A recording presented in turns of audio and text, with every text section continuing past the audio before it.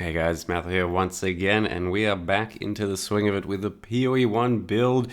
While that silly, very easy, clearable gauntlet nonsense is going on, the real Giga Chads are playing back on softcore trade and making a few more meme builds.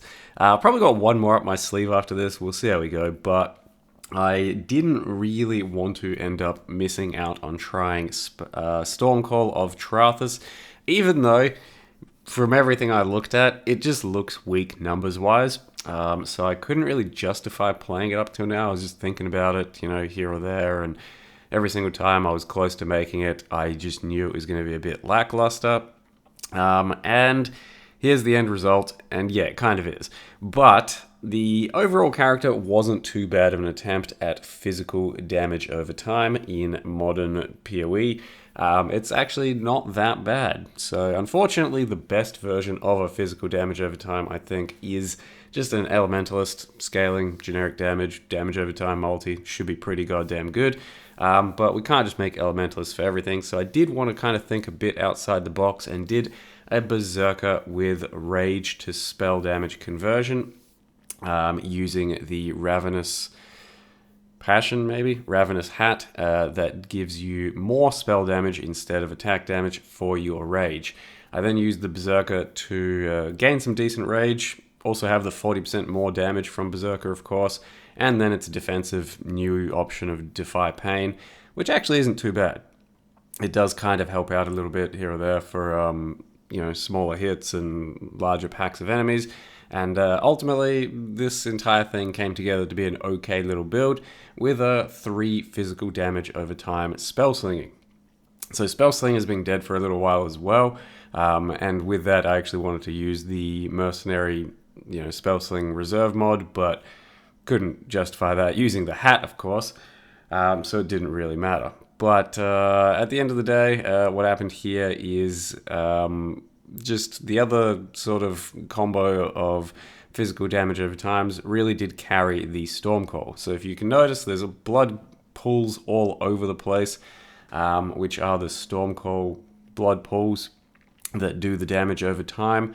And they're okay. They've got some practical purpose to them. Like we're talking, if you put them down for Harbingers that just keep respawning, pre-fire them for mercs, rituals, you can coat the ground and then things spawn, beyond mobs that might spawn, stuff like that. Yeah, they come in kind of clutch. But because of this, I suppose, supposed utility that they've built into it, it has to have weaker numbers. And that means that it is on the weaker end of pretty much all of these physical damage over times.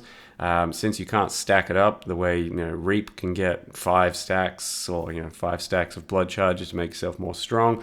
Exsanguinate can have 3 stacks on the enemy. This is just a blood pool on the ground, and it doesn't overlap, it doesn't do extra damage, but it is kind of strong in its own right. So as you can see, we clear the game okay, like spell slinging every single attack generates all 3 of those spells, and then Corrupting Fever helps out as well. We stack that up relatively quickly, and it all comes together to be pretty decent. Like here as well, you can see that the blood pools have some good practical use, because you can drop those blood pools as the ads are showing up on the Chimera phase, and then it makes for one of the faster Chimeras you can kind of possibly do. So that's pretty good. The downside kind of here is that if I just import a Reap over the top of my Stormcall, so I have made my Stormcall my focal point of this build. It is the 6-link setup, and the other 2 are just 4 links. If I put the Reap in the Stormcall setup in the 6-link there, it's gonna give me a few more million DPS, because the big downside to physical damage over time is that it has a limiting, high-end ceiling, I suppose you could say. It's pretty hard to get much more than about 10 to 15 million DPS, the way I can see it anyway. If you're an elementalist, maybe it's possible to hit dot cap and stuff, but as a pretty regular user, if you do just about everything you can with a Pride Mercenary, with all the skill gem levels and as much passive tree tomfoolery as possible, you're probably not really busting out of 10 to 15 million DPS. And that's very reliable, good, consistent DPS for most encounters in the game, but the thicker enemies, even including the new boss enemies here, do feel kind of shitty.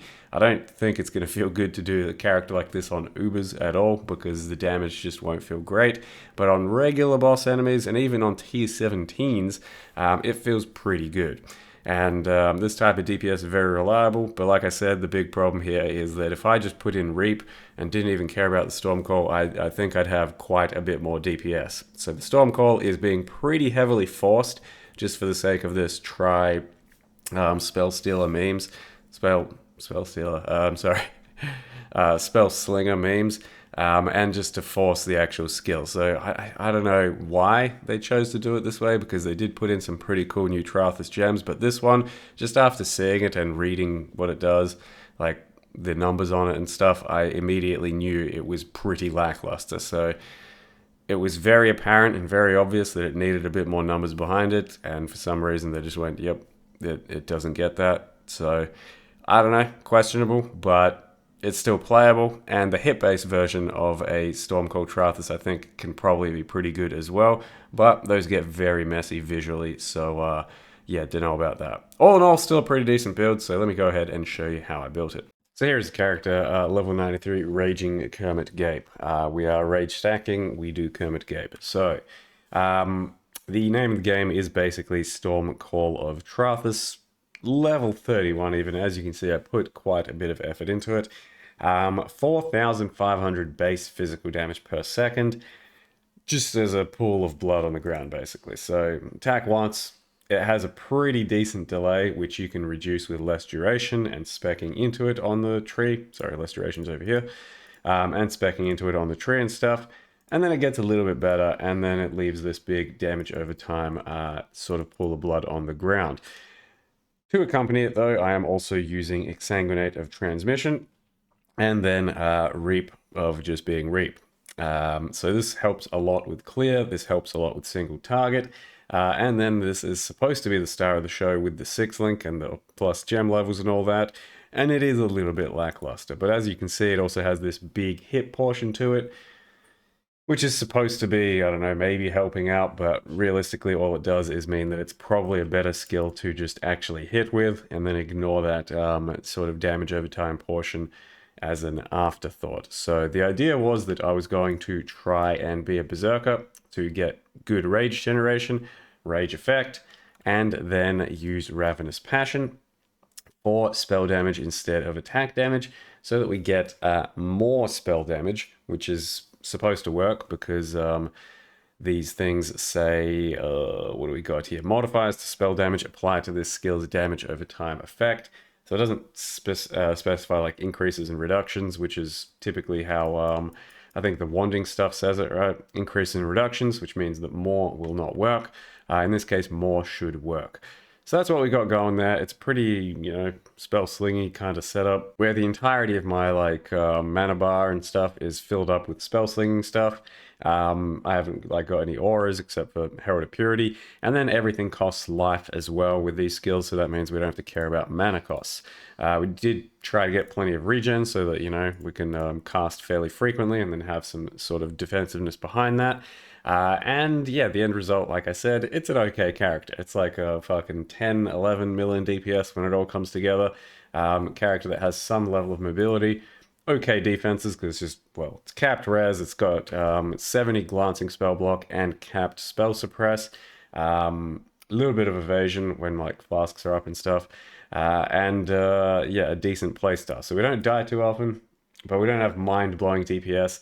And the other thing I feel like I'm kind of missing is some good explosions or some oomph factor. I tried to put it in on a Merc with Asenats, which do help, but the Merc isn't, you know, fast enough to always put everything up there. So it's missing a little bit of sauce, I think, but otherwise it's a solid enough character. And unfortunately, I couldn't get a higher than level 68 Merc. All I was trying to find was Pride. I spent like 6 hours mapping just 83 maps, going fast and fast and fast, just trying to get Mercs, and I couldn't get a Merc above level 68 with just the Pride aura. So it was a bit unfortunate that, you know, we're a bit undercooked on this character because of that. But overall, scaling lots of Pride effect should yield some big improvements for our damage, and that's basically what I've tried to do here. So yeah. The main issue with this character, with the level 68, is I think the Pride would be a bit lower level, and then the Merc can die in like T17s and stuff. So, yeah, it's a bit annoying. But that's the setup there, and then we just gained, +1 Phys dot, fucking rolled it with essences, got damage over time multi, and then crafted damage over time multi for Phys. Started with a spell damage shield and just used essences until I got the +1, and then did some suffixes. Just bought an amulet off the market that has +1 with some dot multi and stats. Grabbed a fracture and then did some delirium essences. This one is same thing. Grabbed a fracture, did some delirium essences just for the 5 link basically for exsanguinate. And then just regular ass boots with a little bit of extra chaos res, I suppose. A lot of regen on the belt. We just tried to make sure we got more res, and then using Aventors with some extra mana reserve, which helps for our spell slinging. Yeah, don't be shy buying some Ventors. Like, really solid rolled Ventors don't go for anything. There's lots of them out there, so even one this good is like 2 divines. Qualityed up with life and mana makes it even bigger. Yeah, so for Ventors to be worth anything, they need to be damn near perfect. So anyway, that's basically the setup. So I used Woke Brutality here, level 4 in power, Spellslinger, Swift Affliction level 5, less duration, subbed in for cruelty sometimes, and then that's on Stormcall of Trathus. A lot of our damage comes from the build, from getting a Unnatural Instinct combined with a Light of Meaning over here. So this Light of Meaning does a lot of heavy lifting, because even just on this, it's 160 Phys. In total, it's probably like, I don't know, 240 or something. So that's a lot of extra Phys, but I still went out of my way to get 2 clusters with a bit of extra Phys damage there, and then extra jewels. I was thinking of doing Adorned on this one, but maybe I'll save that for the next build. I don't know. Capped Suppress, just Phys damage over time, multi-jewels, most of which I made myself. And then another cluster over here, and then some reservation clusters just so I could fit in the Spellslinger bullshit. These just have a little bit of extra res and some stats and stuff. Nothing crazy. Very easy to roll, kind of those things. But the rest of the tree does a bit of life and, rage and stuff. Pretty basic tree, but all of our damage is coming from Light of Meaning, a couple of clusters, and then the rage stacking itself. There is a bit of less duration over here, or reduced duration, which basically is only counteracting the fact that we get these 2 over here, so it's kind of shit, but still. The delay isn't a huge deal, considering we have the other 2 Spellslingers happening. But when you don't use less duration for boss fights, as you can see, it takes a little while to kick in, and then, pull the blood on the ground, pretty poggers. So, yeah, all in all, I'll probably run a few more tier 17s and stuff on this character. It's not too bad for that type of content, but it's, like I said, lacking a bit of sauce for my money, this type of a build.